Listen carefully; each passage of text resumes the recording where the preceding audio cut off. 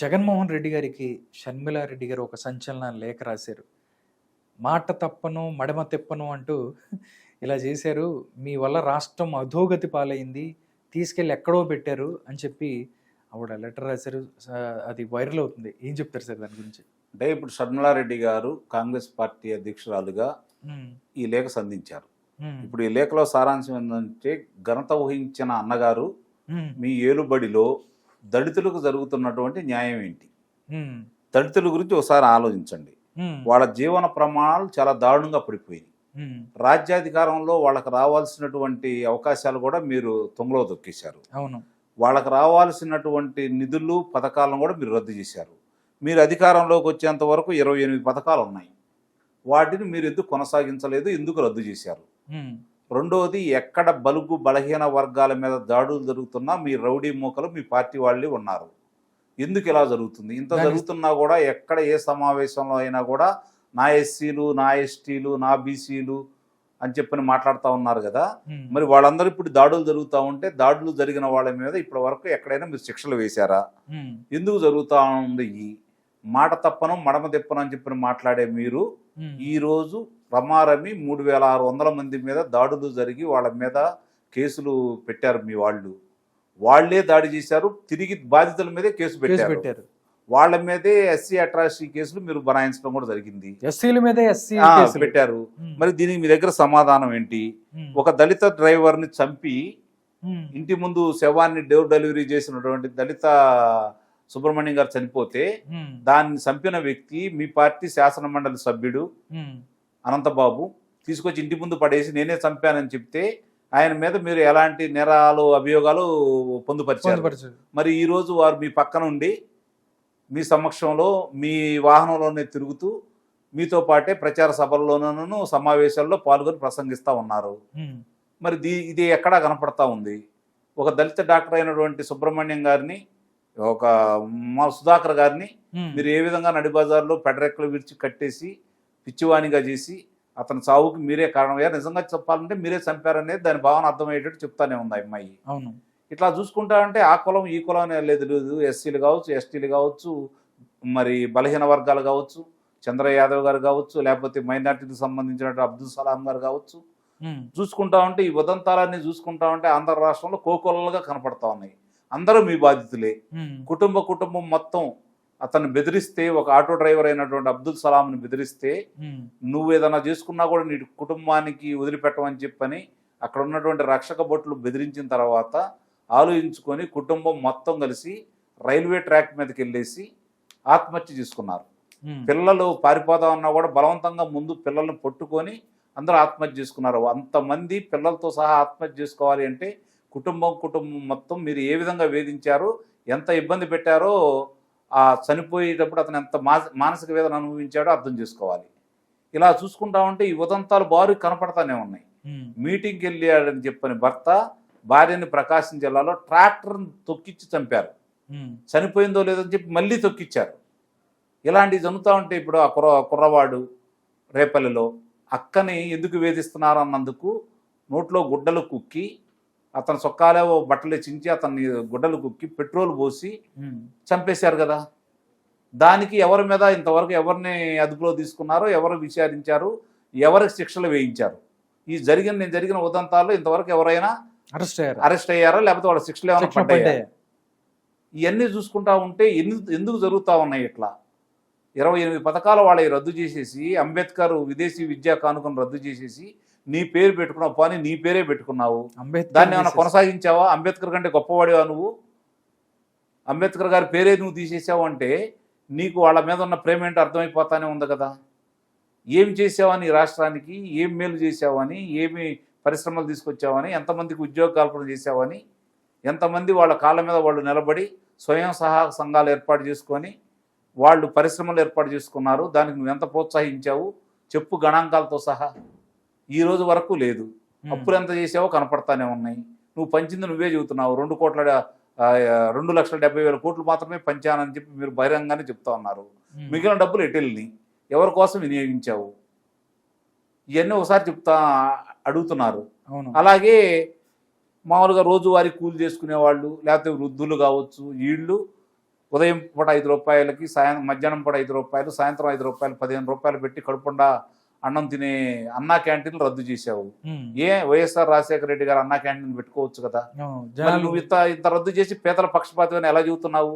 అది పేదలు కాదా తినేది? దాంట్లో అవినీతి ఏముంది? ఇది ప్రశ్నిస్తా ఉన్నారు. నువ్వు ఏదైనా ఉంటుంటే అవినీతి చేసిన వాళ్ళని శిక్ష తప్పులేదు, కానీ పథకం మంచిదే కదా, దాన్ని ఎందుకు కొనసాగించలేదు? మిగతా రాష్ట్రాల్లో పక్క రాష్ట్రాల్లో వాళ్ళు చేస్తున్నారు కదా పక్కన. వాళ్ళు చూసి ఇక్కడ తెలంగాణలో కనపడతా ఉంది, అక్కడ తమిళనాడులోనూ కనపడతా ఉంది. నువ్వు ఇంకా పేదల పక్షపాతి ఎలా అవుతావు? ఇవన్నీ ఎంఐ సంధిస్తున్న ప్రశ్నలు, దానికి సమాధానం ఉండాలి కదా.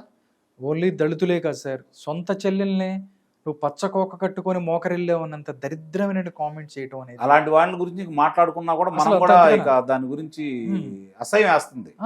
మాట్లాడాలంటే ఒక రకమైన అసహ్యం వేస్తా ఉంది. ప్రతిరోజు అంత దిగజారుడు సోషల్ మీడియాలో అంటే తెలివిగా మాట్లాడుతున్నాడండి, మీకు అర్థం కావట్లేదు. చాలా తెలివిగా మాట్లాడుతున్నాడు. అతని వైఫల్యాలను ఒకవైపు నుంచి చంద్రబాబు నాయుడు గారు, పవన్ కళ్యాణ్ గారు, పురంధేశ్వరి గారు ప్రజలకు వివరిస్తూ ఉంటే, దాని మీద చర్చలుతూ ఉంటే, ఆ చర్చను పక్కదావ పట్టించడానికి చెల్లెల్నే పౌరుగా వాడుకుంటున్నాడు. ఈ 4 రోజుల నుంచి దాని గురించే మాట్లాడుతున్నాం కదా, అసలు విషయాలు పక్క పోయినాయి కదా. అది అతను చాలా తెలివిగా రాజకీయం చేస్తున్నాడు. చాలా మంది తెలివి తక్కువగా అనుకుంటున్నారు, కానీ చాలా తెలివైన రాజకీయం చేస్తున్నాడు. కానీ కలిసి రావట్లేదు అతనికి. అతను చేసి అతనికి ఎదురు దెబ్బలు తగులుతున్నాయి, కానీ చాలా తెలివైన రాజకీయం చేస్తున్నాడు అతను. అతను అధికారంలోకి వచ్చిన మొదటి నుంచి రాజకీయమే చేయటం మొదలుపెట్టాడు. మళ్ళీ 5 సంవత్సరాల తర్వాత ఎట్లా గెలవాలనే ప్రణాళికతో వచ్చాడు. కాకపోతే అందులో తప్పుడుగు లేచాడు తప్ప అతను రాజకీయం చేసుకుంటానే వస్తున్నాడు ఈ రోజుకి కూడా. సార్ అంటే ఫస్ట్ నుంచి కూడా దుందుడుకు స్వభావం, ఏదైతే విపరీతమైనటువంటి డెసిషన్స్ తీసుకోవటం, ఇసుక దగ్గర నుంచి అవ్వచ్చు, లేకపోతే దోపిడీ కదా. ఇసుక మన అంతకుముందు ఇప్పుడు 1200 రూపాయలకి ఒక్కొక్క ట్రాక్టర్ ఇసుక వచ్చేది. అంటే అక్కడ సేనరీస్ కావచ్చు, లేకపోతే ట్రాక్టర్ బాడీకి కావచ్చు, డీజిల్కి కావచ్చు, 1200 రూపాయలు ఖర్చు పెట్టుకుంటే ఇంటి ముందుకి ఇసుక వచ్చేది. 6000 రూపాయలు పెట్టుకుంటే ఒక లారీ వచ్చేది. ఈ రోజు ఒక లారీ కొనాలంటే 40,000 అవుతుంది, 10,000 రూపాయలు ట్రాక్టర్ ఇసుక అవుతుంది. ఆ రోజు ఉచితంగా ప్రజలకు అందించారు. నువ్వు మేలు చేసావా, కీడు చేసావా, ఎట్లా తీసుకొచ్చి ఈ దోపిడీ ఎక్కడికి వెళ్తుంది? దీనికి సమాధానం లేదు. నీ అన్నయ్యలకి నీ వాళ్ళకి దాన్ని దూచిపెడతానే ఉన్నావు. వాళ్ళకి సంబంధించినంత వరకు అడ్డు వచ్చిన వాళ్ళని చంపేస్తున్నారు, లేకపోతే వాళ్ళని తీసుకెళ్లి కారాగారంలో పెడతానే ఉన్నారు. అంటే మీ దౌర్జన్యాలకు అంతు లేకుండా పోతా ఉంది. ఎక్కడైనా సరే ఇప్పటి వరకు ఎక్కడ దాకా ఎందుకండి, ఆయన సొంత జిల్లాలో అన్నమయ్య ప్రాజెక్టు ఆ రోజు గేట్లు కొట్టుకుపోయినాయి. ఇప్పుడు వరకు ఎందుకు పూర్తి చేయలేకపోయారు అనుకుంటున్నారు? డబ్బులు లేక కాదు. అది చేస్తే నీరు ప్రవహిస్తూ ఉంటది, ఇసుక సంబంధించి ఆ ఇసుక దోపిడీ చేసే అవకాశం కోల్పోతాడు. అందుకని ఇసుక దోపిడీ చేసుకోవడం కోసం వదిలేశారు, అట్లానే వదిలేశారు అనమాట. అంటే ఇక్కడ ఏది జరిగినా కూడా స్వలాభం తప్ప, డబ్బు ధనదాహం తప్ప ప్రజలకు మేలు చేయాలనే తలంపు ఎక్కడా లేదు. దాంట్లో ఎలాంటి సందేహం కూడా ఏమి లేదు. ఇంకా ప్రజలు ఏమనుకుంటున్నారంటే, మీకు 2 విషయాలు నేను ఉదంతం చెబుతాను సార్. ఒక ఇంట్లో ఈయన అమ్మఒడి కింద 15,000 ఇస్తున్నాడు. అదే ఇంట్లో ఒక వృద్ధులు ఉంటారు, నెలకి ఇప్పుడు లెక్కేసుకుంటే 3,000 రూపాయలు. అంటే నువ్వు 4,500 రూపాయలు వాళ్ళకి, అంటే ఇది 15,000. 15,000 అంటే ప్రతి నెల లెక్క కట్టుకోలేం కదా, సంవత్సరానికి ఒకసారే కదా. అంటే అతనికి 1,000 రూపాయల నుంచి 1,250 రూపాయలు అతనికి అవుతుంది. 1,250 రూపాయలు వస్తాయి. ఈమెకి 3,000 రూపాయలు వస్తాయి. అంటే 4,200 రూపాయలు ఒక ఇంటికి వచ్చినాయి అనుకుందాం.